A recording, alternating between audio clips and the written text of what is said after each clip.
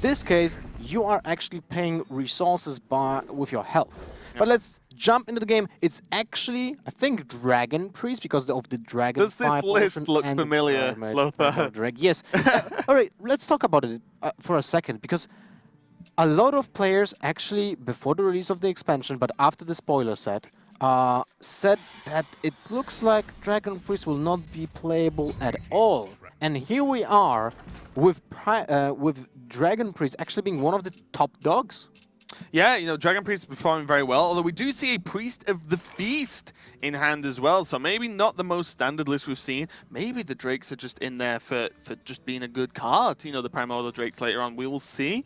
So far, we've not seen any other Dragon interaction cards, but from CzechCloud here, you can see a pretty reasonable start. Fiery Bat, there's the Jeweled Macaw, one of the new cards as well, along with what I believe one of the most powerful cards in the whole set, the Crackling Razor Maw. It's a Hunter Beast 3/2 for 2 mana. It adapts a beast, which means you can get +3 attack on a 1-drop. Wind Fury, Divine Shield, Death Rattle, create 2/1/1 plants afterwards. Which are very cute. Yes, the plants are. Well, hopefully we'll see the plants so we can show you how cute they are. But basically, this is a reasonably started, just a 2-mana 3/2. It's like, yeah, seems fair. And then adapt, like, is absolutely huge. Early game it's strong, late game it's strong. To the extent where a lot of the times the Hunter 1-drop, you have to deal with it if you can. You have to deal with it, because if it gains additional effects, it becomes even more powerful. But Staz going for the Elemental here. There's another spite, so I believe this is, in fact, of course, Dragon Priest. And, you know, the Elemental actually reduces spells down by 1 mana, so kind of a Sorcerer's Apprentice effect for Priest here.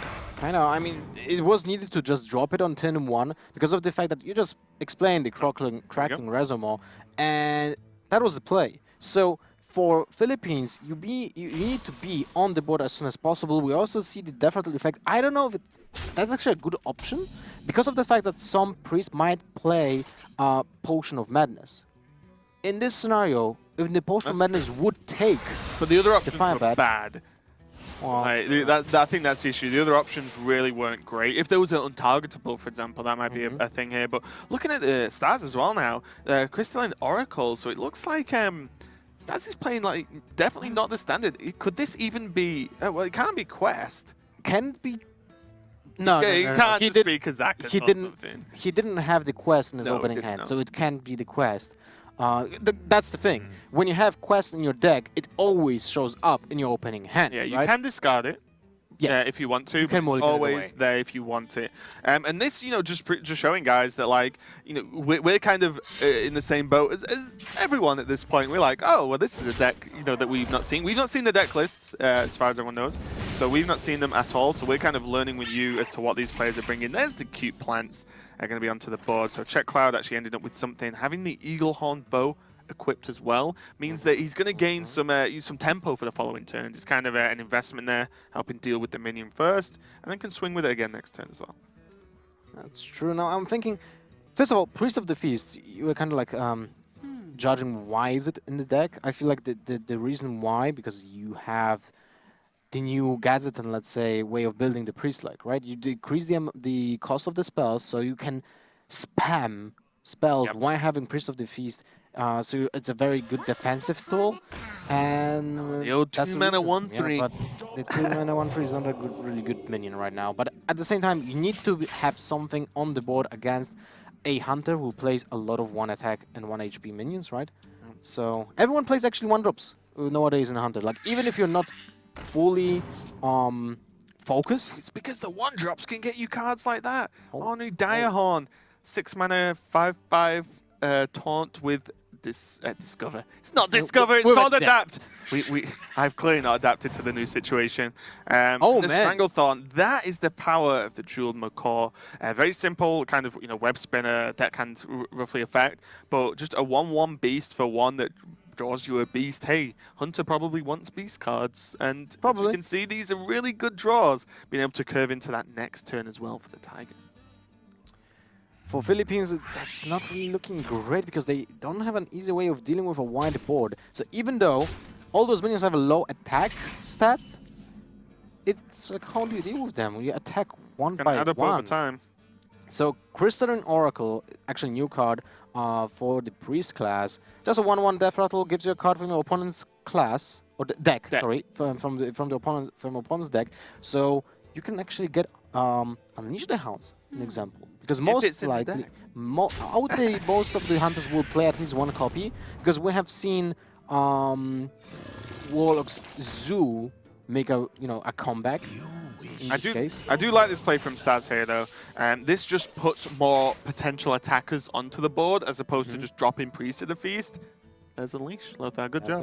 And what this does is, as you said, the minions are low attack. They're also low health, so now you have 2 minions with relatively high health but low attack that can just keep trading away these small guys. I agree with you about that, but I feel like the buff on the HP on the Oracle might not be a good way of dealing with that board, because you would like to get a card as soon as possible from the Oracle. It can help you stabilize the board because your hand is not really looking that great. You can't even curve properly. Like if you play your turn 5 can be a Talent Priest into a Hero Power, or just Priest of the Feast and nothing.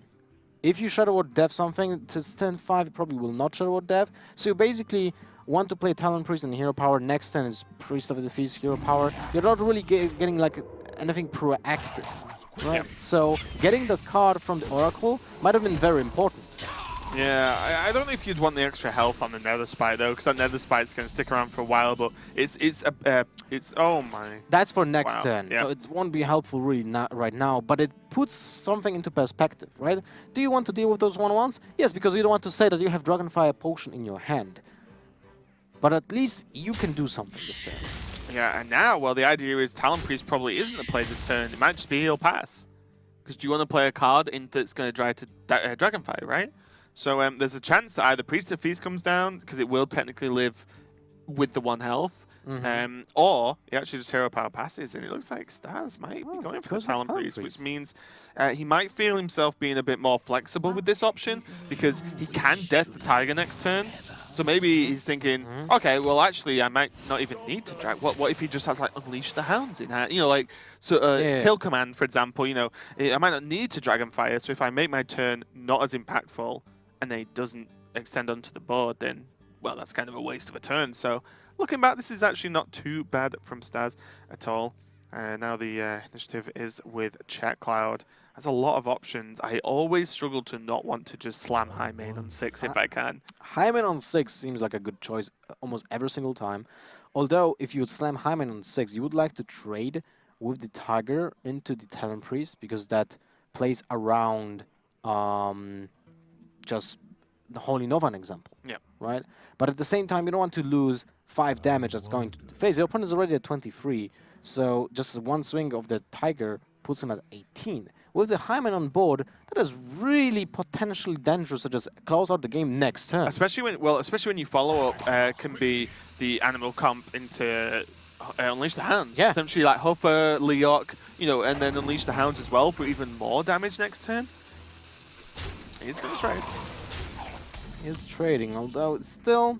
Ooh, wow. Oh, alright, a new card that I think I didn't anticipate it would be in this deck. The Curious Glimmer Root. It's a fun mechanic. Okay, let's talk about it. It's the weirdest card ever. So what does it do? So it's a 3-mana 3/3 that you kind of like discover in terms of you see 3 cards, and you have to pick the card that is in your opponent's deck, and then you gain a copy of that card if you pick right. But 2 of the cards won't be. So you have to pick correct. A lot of the time, I think it's reasonably okay, you know, like quite reliable. But we'll see if it pays off. We see Staz got the Eaglehorn bow from the Oracle there. So now you can actually just use that to help gain tempo over the course of the next couple of turns. I think I would just go for the Curious Glimmer Root, because it gives you potential to get a spell Shuffle them up. For the Priest of the Feast. Okay, so we can say it's not Giant Sandworm. Yeah, right? I'm going to guess Hyena. That's my guess. And we've not seen the deck list, by the way, guys. So this is literally the same. We're in the same position as Team Philippines here. It can be either the Hyena or this. All right, the Hyena. I win. That's 1-0 to me, Lothar. Well, the Glimmer Root was... The Explosive Trap has some merit because it's great against all those pesky rogues in the beginning. Like if they have like small minions, it's great against other hunters. But at the same time, it doesn't give you as much space in your deck and no pressure if you just, need that minion, right? Yeah, we see the Diehorn come down now, and what's kind of awkward with this guy is the adapt effects. We can see +3 attacks, summon 2 1/1s again, and +1/+1. I think I would like +1/+1, or maybe even the plants. But this is already taunt minion. You can have an option of adapt as taunt, which is horrible because it already has taunt. It can't get taunt twice. Yep. So that does nothing. So you can effectively only have the opportunity to have 2 choices from adapt. But CzechCloud got away with it there and had all the options in the world. Ended up with just +1/+1, making it 6/6 beast. And suddenly, this doesn't look like the scariest board. Looks like quite a cute board with those cats on there. But with the addition of an animal companion plus hero power and Unleash, potentially, depending on the board, this could be very scary indeed. I like the decision which Czech Republic did actually make. Because they went with the +1/+1 on the taunt, they had to trade because they wanted to play around Dragonfire Potion. It's a very conscious decision that they made, and it sets up a longer game. They just don't rush because they know that they can overwhelm the priest with a single minion that isn't easily to deal with, right? So it's a very good decision.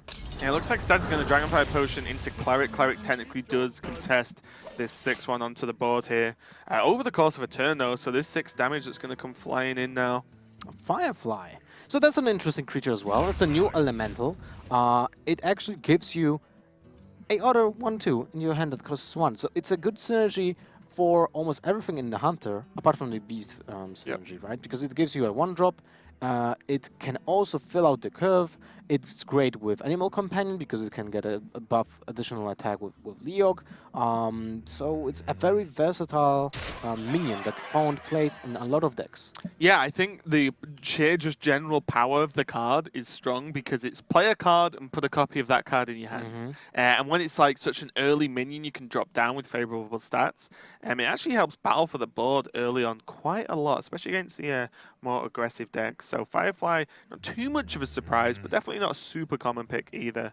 It's like CzechCloud might be considering Huffer into the Cleric just to give as little draws as possible for Team Philippines here. I like it. I like trading with the priest because your opponent just telegraphed he has no other way of dealing with the 6/1 minion, right? He wants to trade that Cleric into the huge not minion. playing the Firefly because of cards like Potion Madness. You think so? That's the major thing? Or is it like Holy Nova? Oh yeah, but Holy Nova probably wouldn't be too bothered. Here's a second Glimmer Root. Who wins now? Rat Pack. Yeah, that's definitely Rat Pack. I don't see a way of playing a Dispatch Coder without any buff cards in your deck.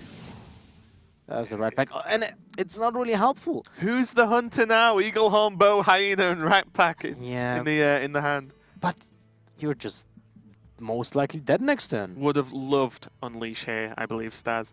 Unleash would have been so good, especially with Hyena. You should play Hyena, Unleash, trade. Get him. Man, that would have been game probably for Staz. We'll just take it without using a house. But now, no charge minions, no way of dealing with that apart from just playing the weapon and trading up. But then he's dead. If he plays the weapon and doesn't heal, he's just dead on board. So he needs to commit to healing and just play something on the board. Yeah, well played indeed. Czech's going to go for the Animal Companion first, even though the Unleash gave them guaranteed lethal regardless. Unleash the Hounds. Hunter is back in the game, everyone. And he's taking a win in its first game of Hearthstone Global Games. And also Czech Republic taking the first win too, even though versus Philippines 1-1. All high five. But what I want to say, I don't think it was a BM to play the Animal Companion because of the fact that they already played one Animal Companion. They didn't play Unleash the Hounds. So they